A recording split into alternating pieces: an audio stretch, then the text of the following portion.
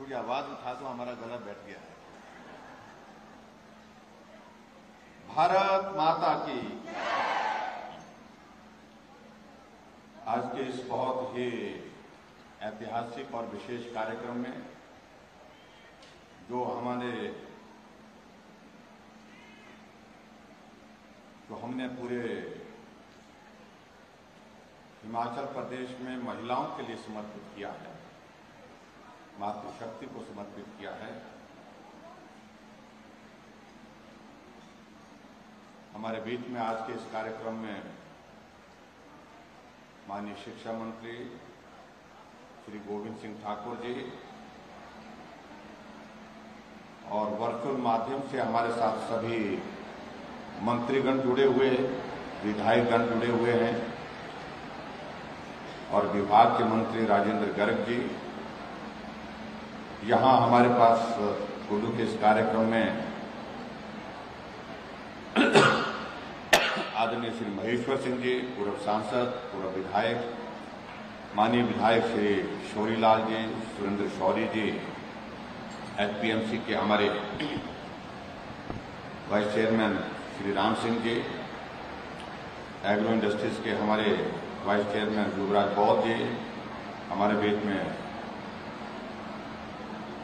Brigadier Kushal Thakur ji, बहन Dineshwari Thakur ji, party के हमारे जिला के अध्यक्ष भीम सिंह जी, यहाँ हमारे बीच में श्री रमेश शर्मा जी जो एपीएमसी के सलाहकार हैं, प्रिंसिपल सेक्रेटरी आरडी नजीम जी और निदेशक श्री केसी चमन जी, deputy commissioner Ashutosh Garg ji, SP Bhudev Sharma ji, यहाँ हमारे पार्टी के साथी अमर ठाकुर जी जो एपीएमसी के भी चेयरमैन हैं, अखिलेश जी, अमित शोर जी, मीना ठाकुर जी नगर पंचायत परिषद के अध्यक्षा हैं, गोपाल महंत जी और यहाँ श्रीमती रेखा गुलेरिया जी जो जिला परिषद की सदस्य हैं, जिला परिषद के सदस्य और भी हमारे बीच में यहाँ पर सभी जो उपस्थित हैं सभी को मेरा नमस्कार। और यहाँ पत्रकार मित्रों, भाई और बहनों, समय काफी हो गया, बातचीत करते करते वक्त ज्यादा लग गया, लेकिन मुझे इस बात की प्रसन्नता है कि एक कार्यक्रम की शुरुआत हमने पूरे प्रदेश भर में शुरू की थी और उस कार्यक्रम को हमने एक जोश और जुनून के साथ आगे बढ़ाया और जोश और जुनून के साथ आगे बढ़ाने के साथ साथ में आज पूरे देश का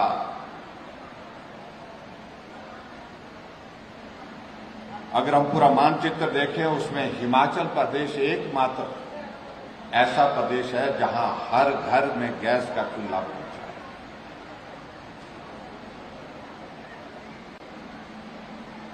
और मैं इस बात को मानता हूं कि यह कार्य सरल नहीं था, कठिन था।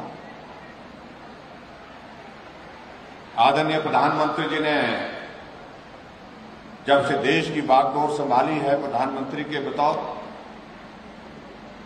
हमेशा उनकी कोशिश रही है, भाई साउंड सिस्टम में क्या थोड़ा आ रहा है, थोड़ा इसको एक इस पे लाओ, एक लेवल पर लाइए इसको। हाँ,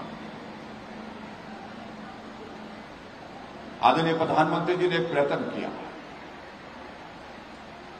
कि गरीब आदमी के करीब जाकर के उनकी मदद कैसे की जा सकती है,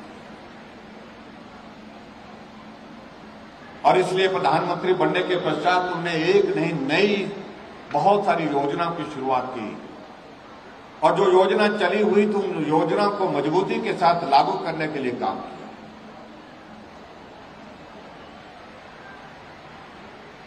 और जिसमें आपको मैं कह सकता हूं कि एक बहुत बड़ा विषय, चर्चा का विषय बना। प्रधानमंत्री जी ने कहा कि हमको पूरे देश भर में स्वच्छता के अभियान को बहुत तेजी से आगे बढ़ाने की आवश्यकता है और स्वच्छता के अभियान को आगे बढ़ाने के लिए झाड़ू हाथ में लेकर के निकल पड़े और दूसरे उसके साथ साथ में इस अभियान के साथ साथ में कि देश का बहुत बड़ा वर्ग ऐसा है जो अभी तक जो है जहां उनके लिए टॉयलेट की सुविधा नहीं है, शौचालय की सुविधा नहीं है।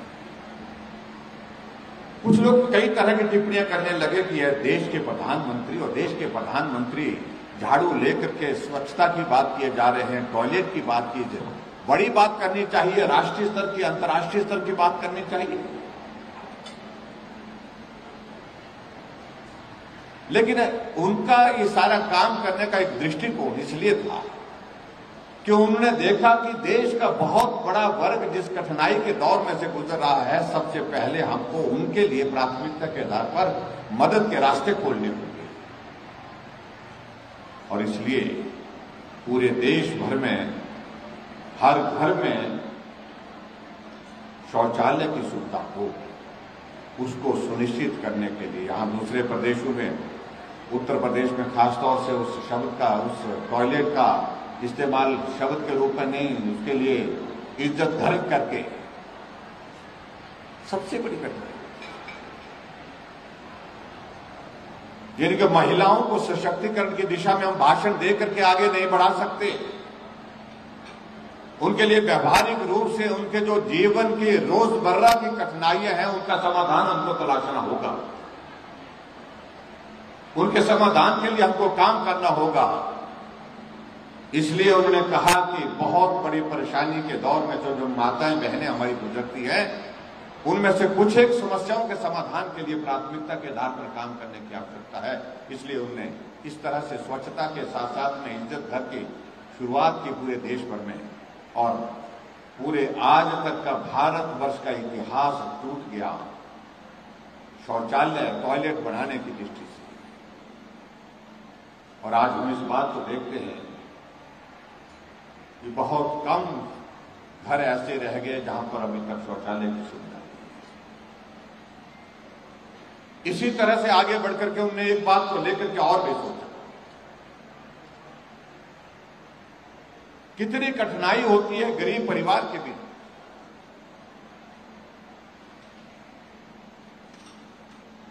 जिनके घर में गैस नहीं है, मेहमान आ जाए घर में तो खाना बनाने में कठिनाई होती है,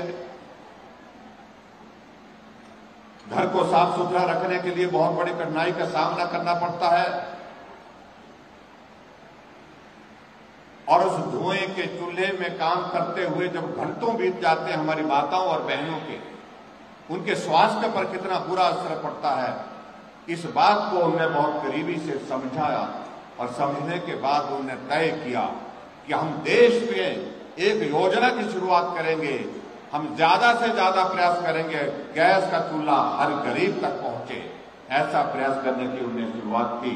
और उस शुरुआत की दृष्टि से उन्होंने उज्ज्वला योजना की शुरुआत पूरे देश भर के लिए की। हम सब भी बहुत प्रसन्न हुए इस बात को लेकर के, और हमें इस बात के लिए आदरणीय प्रधानमंत्री जी का आभार भी व्यक्त करना है कि हिमाचल प्रदेश में उज्ज्वला योजना के अंतर्गत 1,38,000 गैस के कनेक्शन हमें भी प्राप्त। लेकिन उसके बाद बात रह गई थी कि 1,38,000 गैस के कनेक्शन उज्ज्वला योजना के अंतर्गत मिलने के बावजूद भी बहुत सारे परिवार ऐसे रह गए थे जिन परिवारों को गैस का चूल्हा उसके बावजूद भी नहीं मिल पा रहा। और ऐसी स्थिति में हमको सोचने का विषय हो गया।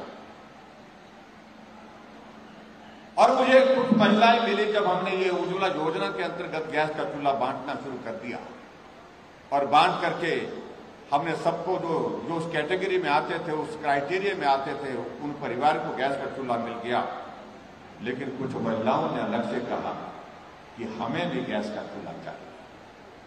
हमने उनसे कहा कि आपको गैस का चूल्हा क्यों नहीं मिला? उन्होंने कहा कि हमें बताया गया कि आप इस कैटेगरी में नहीं आ सकती हैं। कारण है कि ये 2011 की 2011 की जनगणना के आधार पर ये क्राइटेरिया बनाया गया है, उसके कारण हम उस क्राइटेरिया में नहीं आ पाए। मैंने अधिकारियों से बात की, मैंने कहा अगर हम सबको गैस का चूल्हा देने लगेंगे तो क्या होगा? अधिकारियों ने कहा ये किया तो जा सकता है, लेकिन पैसा बहुत लगेगा। हमने कहा जितना भी पैसा लगेगा, अगर प्रधानमंत्री जी ने पूरे देश के लिए गैस का कनेक्शन देने के लिए उज्ज्वला योजना की शुरुआत की है, तो क्या हम हिमाचल प्रदेश के जो बचे हुए परिवार हैं, जिन परिवारों को गैस का चूल्हा उस योजना के अंतर्गत नहीं मिल पाया, तो क्या हम उसके अंतर्गत गैस का चूल्हा दे सकते हैं, कोई योजना शुरू कर सकते हैं? अधिकारियों ने कहा कि हम सोचते हैं, लेकिन हमने कहा कि ये सोचने का विषय नहीं, ये करने का विषय है। इसको करना ही है, हर हालत में करना है। और हमने तय किया कि हम इसके जो है अनाउंसमेंट करेंगे, बजट में अनाउंस करेंगे। और हमने अनाउंसमेंट की, और मुझे इस बात की खुशी है कि 2018-19 में जो हमने बजट प्रस्तुत किया था, और उसमें जो हमने 30 नई योजनाओं की शुरुआत हिमाचल प्रदेश के लिए की थी, उसमें से हमने एक योजना मुख्यमंत्री गृहिणी सुविधा योजना की शुरुआत की थी। मैंने अधिकारियों से पूछा कि कितने परिवार रह गए होंगे गैस के कनेक्शन के बिना। कहने लगे 60-70 हजार होंगे। हमने कहा तो 60-70 हजार तो बहुत बड़ा आंकड़ा नहीं है, तो ये कर देना चाहिए। उन्होंने कहा कि बजट में प्रावधान करके इसका काम करेंगे। लेकिन जैसे हम गैस का कनेक्शन गृहिणी सुविधा योजना के अंतर्गत देने लगे हिमाचल प्रदेश में, ये आंकड़ा बढ़ता गया, बढ़ता गया, बढ़ता गया। और जब इस आंकड़े को सैचुरेशन पर पहुंचाने की बात अगर आज हम कर रहे हैं, तो आज ये आंकड़ा कहां पहुंच गया? 3,34,000 गैस के कनेक्शन हिमाचल प्रदेश में घर घर पहुंचाने का काम हमने गृहिणी सुविधा योजना के अंतर्गत। जब 2 साल का कार्यकाल हमारी सरकार का पूरा हुआ, तो हमने हिमाचल प्रदेश का सरकार का 2 साल का कार्यकाल का पूरा होने पर एक कार्यक्रम शिमला में किया था। और उस कार्यक्रम में हमारे गृह मंत्री भाई अमित शाह जी आए थे, आदरणीय जगत प्रकाश नड्डा जी भी आए थे, उस वक्त तो स्वास्थ्य मंत्री। और उनके उस कार्यक्रम में आने के बाद हमने घोषणा की थी कि हिमाचल पूरे देश भर में पहला राज्य है जहां हर घर में गैस का चूल्हा हमने पहुंचाया। और आज मुझे इस बात की खुशी है कि इस योजना के अंतर्गत हमने हिमाचल प्रदेश में अभी तक 131 करोड़ रुपए से ज्यादा पैसा खर्च कर दिया। और 131 करोड़ रुपए खर्च करने के पश्चात मुझे इस बात को लेकर के बहुत संतोष है कि हम अपने उस लक्ष्य में सफल हुए। आज हमने हर जिले से एक महिला के साथ संवाद किया, बातचीत की। और आपने सबने सुना, पूरे प्रदेश के भाई बहनों ने सबने आज के इस कार्यक्रम में उस बात को सुना कि सबसे बड़ी बात तो एक बात कि पर्यावरण का संरक्षण करने में बहुत बड़ी मदद इस गैस के चूल्हे को देने की वजह से। दूसरी बात, घर में जो माताओं बहनों का समय ज्यादातर रसोई में गुजरता था खाना बनाने के लिए, साफ सफाई के लिए, खाना बनाने के बाद दूसरा काम और पड़ता था, वो साफ सफाई के लिए पड़ता। बर्तन काले हो जाते थे, रसोई काली हो जाती थी, उसको साफ करना, और बहुत सारी चीजों को लेकर के जिस तरह का एक वातावरण सारा खराब हो जाता था घर का धुएं के कारण, उस सारी चीज से एक बहुत बड़ी राहत मिली और समय की बचत हुई। ये सभी माताओं बहनों ने आज अपनी बात में कही। और तीसरी बात, छोटे परिवार के बच्चे जो अब घर में अगर परिवार के बुजुर्ग नहीं है, माता नहीं है, पिता नहीं है घर में, किसी काम से उनको खेत में जाना पड़ा, किसी काम से उनको दूसरी जगह जाना पड़ा, तो बच्चों ने भी गैस चलाना शुरू कर लिया, सीख लिया, बच्चों को समझाया, अपने आप बच्चे अपना खाना बना करके खाना खा रहे हैं। ये भी बहुत बड़ी बात है। और इसी तरह से एक नहीं अनेक योजना हिमाचल प्रदेश में हमारी सरकार के माध्यम से जो चली, और आज इस बात का जिक्र यहां पर हुआ कि हिमाचल प्रदेश में महिला सशक्तिकरण के लिए मैं दावे के साथ कह सकता हूं, जितना काम हमारी इस 4.5 साल की सरकार के कार्यकाल में हुआ, आज से पहले कभी नहीं हुआ। इस बात को मैं दावे के साथ कह सकता हूं। गैस का चूल्हा तो एक बात है, लेकिन गैस के चूल्हे के अलावा और बहुत सारी बातों का जिक्र यहां पर माताएं बहनें कर रही। बसों में आने जाने का किराया हिमाचल के इतिहास में ये पहली बार हुआ कि आने जाने का बसों का किराया भी महिलाओं का आधा कर दिया। ये आज से पहले न करने की सोच थी, न करने के लिए कोशिश थी। अभी बहनें कह रही थी कि हम काम के लिए जाती है, और जब काम के लिए जाती है तो काम के लिए लोगों के बीच में जाने के लिए जब आना जाना होता हम बसों में जाती हैं। पहले बस में जाते तो किराया ज्यादा लगता था, अब हम जाती हैं तो काम के लिए जाती हैं, काम भी करके आती हैं, लेकिन किराया आधा लगता है। और उसी तरह से आगे बढ़कर के हमने आधे किराए के साथ साथ मातृशक्ति को कामकाज के लिए घर से बाहर जो जाना पड़ता है उनको एक बहुत बड़ा संबल मिला, बहुत बड़ा सहयोग मिला, बहुत बड़ी ताकत मिली। मैं सभी माताओं बहनों को बहुत बहुत इस बात के लिए बधाई देना चाहता हूं। हिमाचल प्रदेश में हमने इस बात को लेकर के सुनिश्चित किया कि पेंशन की अगर बात कहते हो तो पेंशन की अगर हम बात कहें तो उसके लिए भी हिमाचल प्रदेश में हमने तय किया कि 60 साल के ऊपर सभी को बुजुर्गों को पेंशन का प्रावधान करना चाहिए। इसलिए एक बहन कह रही थी कि हमारे घर में पेंशन भी लगी, बुजुर्गों को पहले 70 साल से ऊपर पेंशन का प्रावधान आपने किया था, अब ये आपने 60 साल कर दिया, अब घर के बुजुर्गों के लिए पेंशन लग गई, और इसलिए बुजुर्गों ने भी आपको बधाई दी, आपका धन्यवाद किया है। मैं भी उन बुजुर्गों का आशीर्वाद लेकर के धन्य हो गया, मैं भी उनका धन्यवाद करता हूं। और इसी तरह से महिला सशक्तिकरण की दृष्टि से आगे बढ़कर के हम बात करते हैं। अगर हिमाचल प्रदेश में इस बात को अगर हम देखें कि अगर महिला अपना कामकाज शुरू करने के लिए उसके लिए मदद के रास्ते कैसे हम खोल सकते हैं। सेल्फ हेल्प ग्रुप में हमने 25,000 रुपए उनके लिए रिवॉल्विंग फंड के लिए प्रावधान किया। अगर कोई सेल्फ हेल्प ग्रुप कोई लोन लेना चाहता है, सॉफ्ट लोन लेना चाहता है, तो उनको लोन के लिए 4% ब्याज की दर निर्धारित की, जो आज से पहले 7% होती थी, उसको भी हमने कम करके उनके मदद करने का रास्ता खोला। इसी तरह से आगे बढ़ते हुए महिला सशक्तिकरण की दृष्टि से अगर कोई बेटी बीपीएल परिवार की है, बीपीएल परिवार की बेटी होने के कारण जब बेटी की शादी होती है, उस बेटी के लिए हमने विशेष योजना हिमाचल प्रदेश में चलाई, और उस योजना का नाम हमने उस बेटी के लिए समर्पित किया शगुन, मुख्यमंत्री शगुन योजना। जिस दिन उस गरीब परिवार की बीपीएल परिवार की बेटी की शादी होगी, उस दिन उस बेटी को हम 31,000 रुपए शगुन के रूप में देंगे। इस प्रकार से हमने हर तरह से कोशिश की।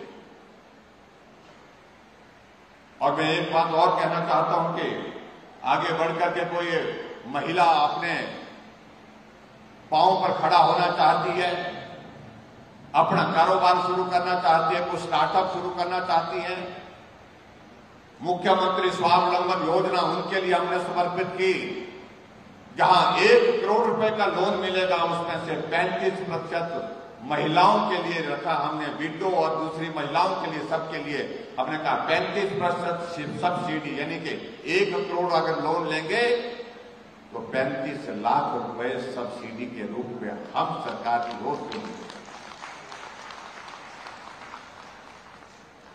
ये आज से पहले कभी किसी ने सोचा नहीं कि महिलाओं को सशक्त करने की दृष्टि से और ज्यादा काम करने के लिए हमको इस प्रकार से सोचना चाहिए।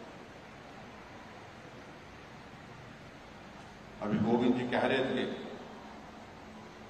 कि हम आजकल ये कार्यक्रम जब कर रहे हैं तो हमारे विपक्ष के हमारे मित्रों को बहुत ज्यादा परेशानी होती है, और कह रहे हैं कि मुख्यमंत्री जी जा रहे हैं हिमाचल प्रदेश में, घूम रहे हैं, बड़े बड़े टेंट लगा रहे हैं, तो बरसात के मौसम में क्या कि छाता लेकर के ही कार्यक्रम करेगी हम सरकार। कह रहे हैं कि मुख्यमंत्री जी बहुत ज्यादा लोगों को इकट्ठा ला करके जो है अपनी सरकार की योजनाओं का बखान कर रहे हैं। जब हमने सरकार की ओर से योजनाएं बनाई और योजनाओं के माध्यम से उन लोगों को हमने लाभ पहुंचाया है, तो ये हमारा सरकार का दायित्व बनता है, जिम्मेवारी बनती है, जितने भी लाभार्थी हैं उन लाभार्थियों तक हम अपनी बात पहुंचाएं ताकि और लोग जो रह गए हैं लाभ लेने के लिए उन तक भी वो योजना पहुंच सके, उनका लाभ पहुंच सके। ये हमारी जिम्मेदारी है, इसलिए हम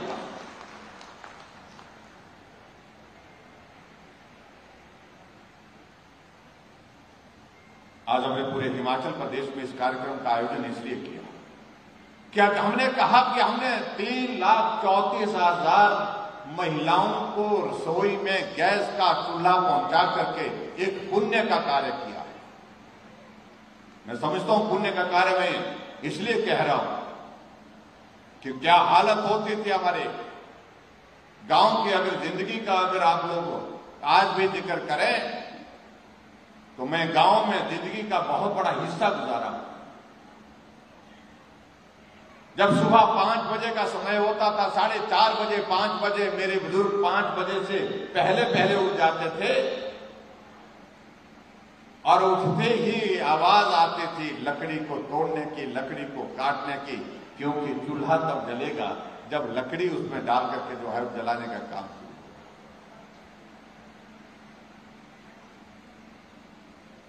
और उससे नींद खुल जाती थी, मालूम पड़ जाता था कि सुबह हो गई,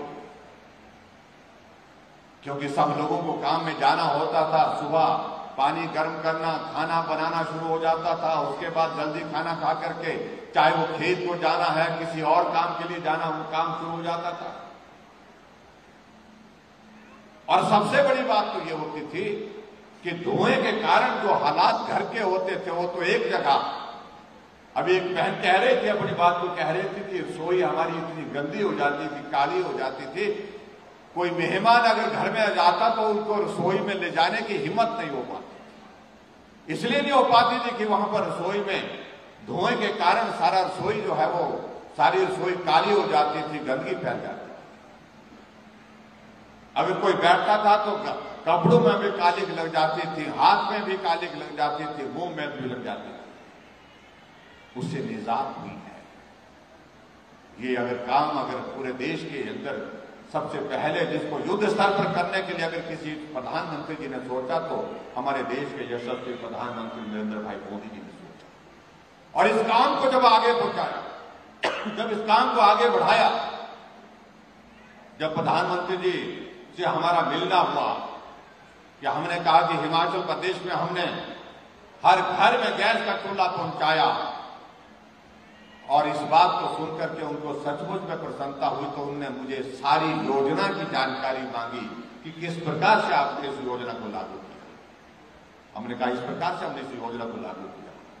हमने तय किया कि हर घर में गैस का चूल्हा देना है। उनका रजिस्ट्रेशन कराया और रजिस्ट्रेशन कराने के बाद जो कागज की कार्रवाई उसको तुरंत पूरा किया और पूरा करने के बाद गैस का चूल्हा उनके घर तक पहुंचाया। ये हमने हिमाचल प्रदेश में एक प्रयास किया। उन्हें इस बात के लिए बधाई। पूरे देश में हिमाचल में अग्रणी काम। इसलिए भाई और बहनों, बहुत सारी बातें आज के इस कार्यक्रम हम बहुत योजनाओं का हम जिक्र करेंगे तो बहुत वक्त लग जाएगा। इसलिए हमने तय किया कि आज के इस कार्यक्रम में बहुत चीजों का जिक्र नहीं करेंगे। हमारी सरकार बनी तो सरकार बनने के बाद पहले दिन से हमने महिला सशक्तिकरण की दृष्टि से हमने काम की शुरुआत की। कैबिनेट की पहली बैठक में हमने हिमाचल प्रदेश में हमने गुड़िया हेल्पलाइन की शुरुआत की। गुड़िया हेल्पलाइन की अनाउंसमेंट पहली कैबिनेट का निर्णय था। एक गुड़िया जो स्कूल जाते हुए स्कूल से फिर वापस घर नहीं पहुंची, उसके साथ रास्ते में दुराचार हुआ और उसकी हत्या करके जंगल में फेंक दिया। पूरा हिमाचल क्या पूरा देश इस बात को लेकर के चिंतित हो गया कि आखिरकार बेटियों का होगा क्या। इस बात को हमने सरकार आने के बाद हमने सुनिश्चित किया कि आने वाले समय में इस तरह की घटना ना हो। हमारे पास कम से कम बेटियों की सुरक्षा के लिए एक प्रावधान करना चाहिए और वो प्रावधान हमने कहा कि एक हेल्पलाइन डेडिकेट करनी चाहिए पूरे हिमाचल प्रदेश की उन बेटियों के नाम, जिस योजना का नाम, जिसका नाम हमने गुड़िया रखा, क्योंकि गुड़िया उस बेटी के लिए कहा जाता था जिसके साथ जो अन्याय हुआ, जिसके साथ दुराचार हुआ, उसकी जिसकी हत्या हुई। पहले दिन से हमने उसकी शुरुआत की। गुड़िया हेल्पलाइन की शुरुआत हिमाचल प्रदेश में पहली कैबिनेट का निर्णय और उसके माध्यम से गुड़िया हेल्पलाइन के माध्यम से हिमाचल प्रदेश में एक नहीं अनेकों बार जो है कहीं भी इस तरह की घटना दुर्घटना से बचने के लिए, बचाने के लिए बहुत सारी बेटियों ने उसका इस्तेमाल किया और उनको सुविधा मिली, उनकी जिंदगी बचाने के लिए, उनको अपने मामले को दर्ज करने के लिए इसके माध्यम से बहुत बड़ी सुविधा मिली।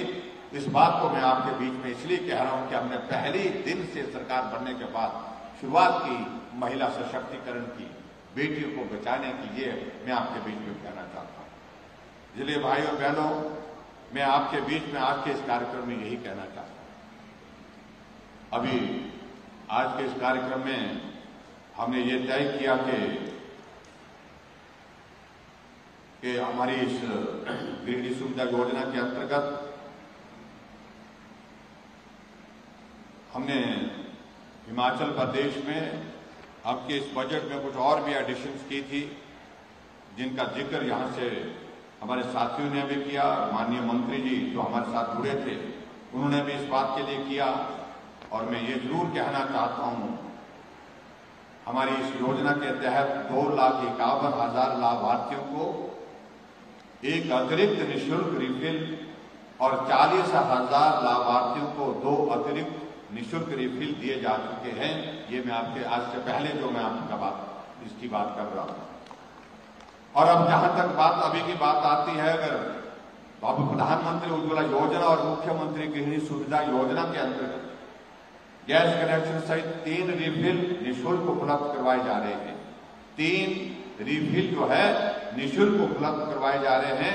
और इस वर्ष इस योजना के अंतर्गत हमने बजट के अंतर्गत 70 करोड़ रुपए से ज्यादा पैसा खर्च करने का एक प्रावधान इसमें जोड़ा है, ताकि किसी को कठिनाई ना हो, किसी को परेशानी न हो। उस बात को हम सुनिश्चित करने की हमने जो है वो उठानी हुई है। और दूसरी बात जिसका जिक्र यहाँ भाई गोविंद जी कर रहे थे, 4.5 वर्ष का कार्यकाल पूरा होने के बाद स्वाभाविक रूप से 2 महीने के पश्चात हम चुनाव के उस दौर में जा रहे हैं।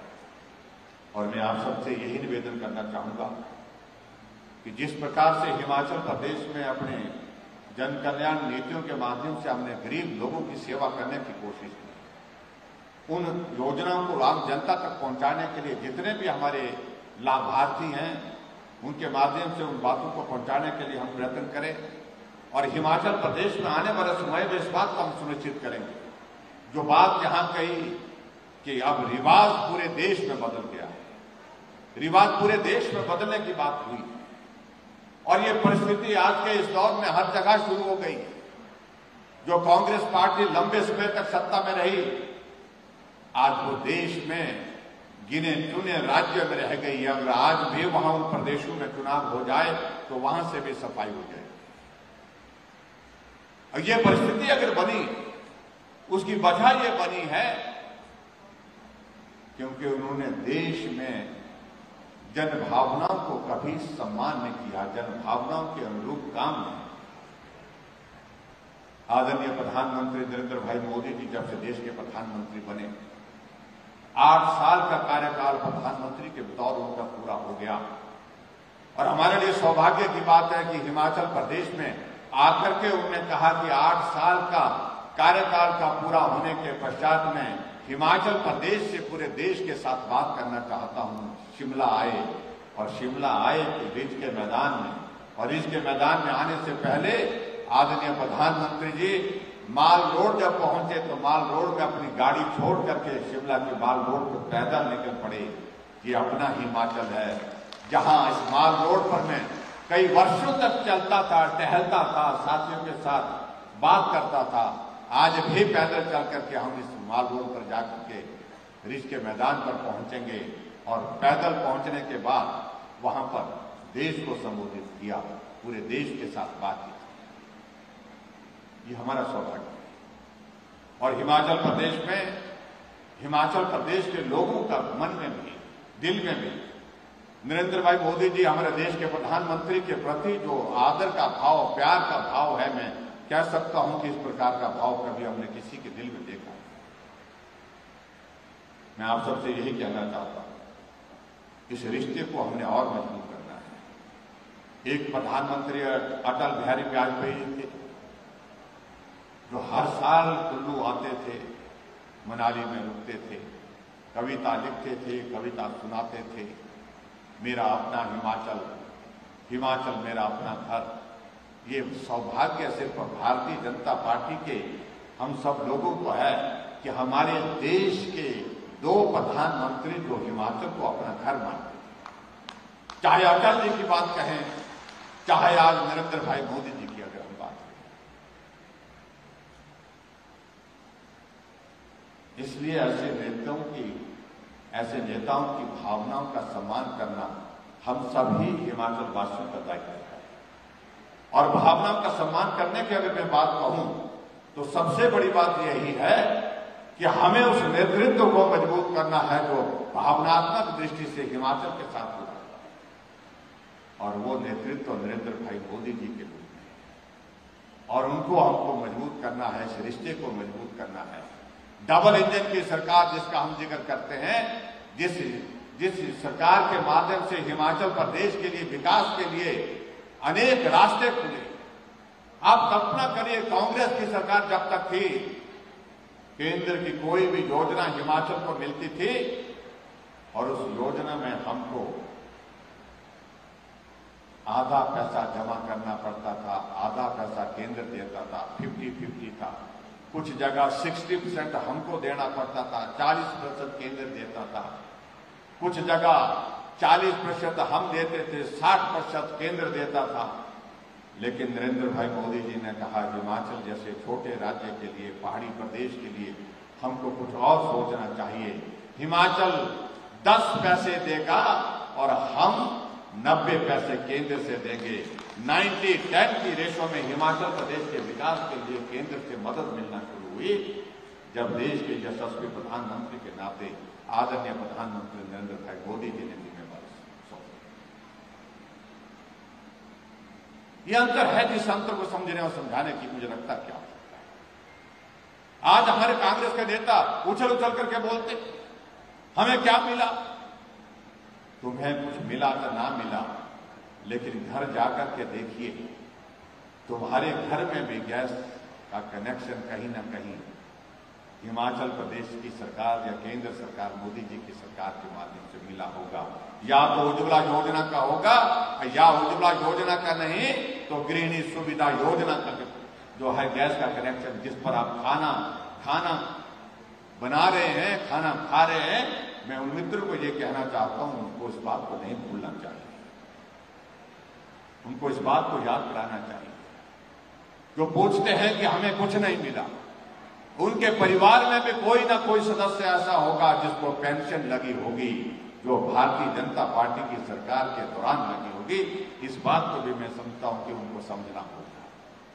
उनके ही बहुत सारे साथी ऐसे होंगे जिस आदमी को मुख्यमंत्री आवास योजना के अंतर्गत मकान मिला होगा या प्रधानमंत्री आवास योजना के अंतर्गत मकान मिला होगा। ये भी उनको सोचना चाहिए कि हिमाचल और केंद्र सरकार की योजना के माध्यम से कुछ तो मिला है। और न सही मैं इस बात को तो दावे के साथ कह सकता हूं, बाकी सारी चीजों को तो छोड़िए, लेकिन हिमाचल प्रदेश में ग्रामीण क्षेत्रों में रहने वाला, चाहे वो किसी भी पार्टी का है, अगर उसको नल से शुद्ध जल मिल रहा है और उसका कोई पैसा नहीं चुकता करना पड़ रहा है, ये पुण्य का कार्य हिमाचल प्रदेश की सरकार ने पूरा किया है। हर घर को नल में शुद्ध जल, और उसके बावजूद कोई पैसा नहीं, 0 बिल के साथ हिमाचल प्रदेश के हर घर में पानी दिया। बिजली का किराया कितना आता था आप कल्पना कर सकते हैं। जिस घर में 7 बल्ब लगते थे, 8 बल्ब जलते थे, 200, 300, 400 रुपए से ज्यादा किराया आता था, हर महीने का आता था। लेकिन पिछले 2 महीने से जब से हमने घोषणा किया कि हिमाचल प्रदेश में 125 यूनिट बिजली खर्च करने वाले परिवार से हम बिजली का किराया कोई नहीं लेंगे, 0 बिल देंगे। और बहुत जगह हम गए, सब साथियों ने कहा, मैंने कहा बिल आया? बोलता आया। मैंने कहा कितना आया? बोलते बिल आया, लेकिन आया 0 बिल आया। ये बात लोगों ने कही, बिल लेकर के लोग साथ में आए। और उसके बाद बहुत सारी चीजों का हम जिक्र करें तो लंबी बात जाएगी। मैं भाई और बहनों आप सबसे यही निवेदन करना चाहता हूं, जो आजकल बहुत सारा शोर डाल रहे हैं, हमें कह रहे हैं कि बेरोजगारी बढ़ गई। क्या ये बेरोजगारी 4.5 साल के कार्यकाल में बढ़ी? जिस कांग्रेस पार्टी ने 40 साल से ज्यादा सत्ता में रह करके आनंद किया, सत्ता का आनंद लिया, क्या ये जिम्मेवारी उनके हिस्से में नहीं आएगी? अगर आज 10 लाख से ज्यादा हिमाचल प्रदेश में अगर बेरोजगारों का आंकड़े का जिक्र कहते हैं, हम बेरोजगार यात्रा का जिक्र कर रहे हैं, और वो लोग जिन्होंने बेरोजगारों का परिहास मजाक उस वक्त भी मनाया और आज सत्ता में नहीं है तो भी उनका बेरोजगारों का परिहास जो है उनका मजाक उड़ा रहे हैं, इस यात्रा को करने की बातें कह रहे हैं। लेकिन मैं दावे के साथ इस बात को कह सकता हूं, अगर हिमाचल प्रदेश में अगर बेरोजगारी की सबसे बड़ी लंबी कतार आज की तारीख में अगर खड़ी करी है तो उसमें सबसे बड़ा कॉन्ट्रीब्यूशन कांग्रेस पार्टी का है, सबसे बड़ा योगदान कांग्रेस पार्टी का है। उस जिम्मेवारी को लेने को उनको स्वीकार करना पड़ेगा।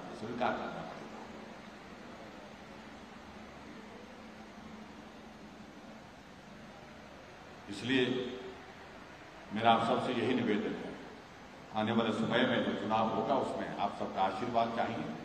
और खास तौर से मैं इस बात को जरूर कहना चाहूंगा, जहां माताओं और बहनों का आशीर्वाद होता है वहां जीत ही जीत होती है, जीत के सिवाय कुछ और नहीं। जहां माताएं बहनें चल पड़ती हैं उस रास्ते को कोई रोकने की जरूरत नहीं कर सकता, हिम्मत नहीं कर सकता। और अभी मैंने पूरे हिमाचल प्रदेश में जब कार्यक्रमों में जाकर के देखा, जहां पूरे देश का अमृत महोत्सव मना रहे हैं, भारत की आजादी के 75 वर्ष, और हिमाचल प्रदेश में हमारी सरकार हमारी हिमाचल प्रदेश के गठन के हमारे हिमाचल प्रदेश के गठन के यानी कि हिमाचल प्रदेश के निर्माण के 75 वर्ष पूरे हुए हैं। जहां भी हम कार्यक्रम में जा रहे हैं बड़ी संख्या में माताएं बहनें वहां पर पहुंच रही हैं, और इससे साफ जाहिर होता है कि माताओं बहनों ने ठान लिया है कि अब की बार रिवाज बदल करके छोड़ेंगे, रिवाज बदल करके छोड़ेंगे। उत्तराखंड में रिवाज बदल गया क्योंकि वहां भी सरकार बदल जाती थी 5 वर्षों के बाद, अब की बार रिवाज बदल गया, भाजपा की सरकार थी, भाजपा की सरकार फिर बन गई। उत्तर प्रदेश में रिवाज बदलने के बाद, इसलिए मैं कह रहा हूं, वहां भी 5 वर्षों के बाद हर बार सरकार बदल जाती थी, अब 37 वर्षों के बाद फिर रिवाज बदला। भाजपा के योगी जी थे, योगी जी फिर वहां पर सत्ता में आए। हमारा पड़ोस का राज्य हरियाणा 2014 में सरकार बनी, 5 साल का कार्यकाल पूरा किया, 2019 में फिर चुनाव हुआ, रिवाज बदला। जहां कभी जमानत जब्त होती थी वहां फिर से सरकार भाजपा की बन करके चल रही है। गोवा में हमारी सरकार फिर सत्ता में, मणिपुर में हमारी सरकार फिर सत्ता में, तो हिमाचल प्रदेश में क्या दिक्कत है? मैं नहीं समझता हूं कि कोई घटना आनी चाहिए।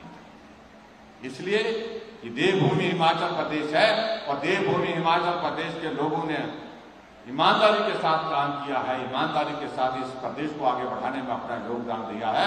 इसलिए मेरा आप सबसे निवेदन है कि हिमाचल प्रदेश में जो हमारे मित्र कह रहे हैं कि यहां रिवाज बदलने की बात नहीं हो पाएगी, तो इस बात के लिए हमको प्रण लेना होगा कि आने वाले चुनाव में जब 2022 के इस दिसंबर के महीने में चुनाव का परिणाम निकलेगा, तो हमने जो बात कही है रिवाज बदलने की, वो सच साबित होगी, सार्थक साबित होगी। निश्चित रूप से आप सबके आशीर्वाद से हिमाचल प्रदेश में फिर से भाजपा की सरकार बनाएंगे और उसमें आप सबका आशीर्वाद चाहिए। विशेष तौर से माताओं बहनों से मेरा निवेदन है कि बहुत बड़ी ताकत है आपके पास, आप आबादी का 50% हिस्सा हैं, आधा हिस्सा आप हैं। आपके बिना घर नहीं चल सकता, आपके बिना परिवार नहीं चल सकता, आपके बिना सरकार नहीं चल सकती। आपका सहयोग चाहिए, आपका आशीर्वाद चाहिए, और उसके बाद मिलकर के हिमाचल प्रदेश को आगे बढ़ाने में हम काम करेंगे। इतनी बात कहते हुए आज के इस कार्यक्रम में आप सब जुड़े, आप इस कार्यक्रम का हिस्सा बने, उसके लिए मैं आप सबका बहुत बहुत धन्यवाद करता हूं।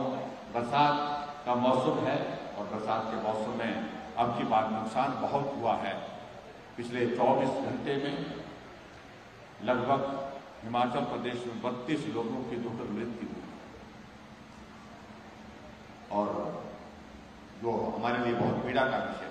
इसलिए मेरा आप सबसे भी निवेदन है, सभी प्रदेशवासियों से भी निवेदन है कि जब तक मौसम के खराब रहने की संभावना व्यक्त की जा रही है तब तक सावधानी के साथ हम रहें, अनावश्यक रूप से ऐसे स्थानों पर ना जाएं जहां बारिश के कारण बाढ़ आ जाए या बारिश के कारण भूस्खलन के कारण जो है नुकसान हो जाए। इन सारी चीजों का ध्यान में रखते हुए आप सब सुरक्षित रहें, ये हमारे लिए महत्वपूर्ण है।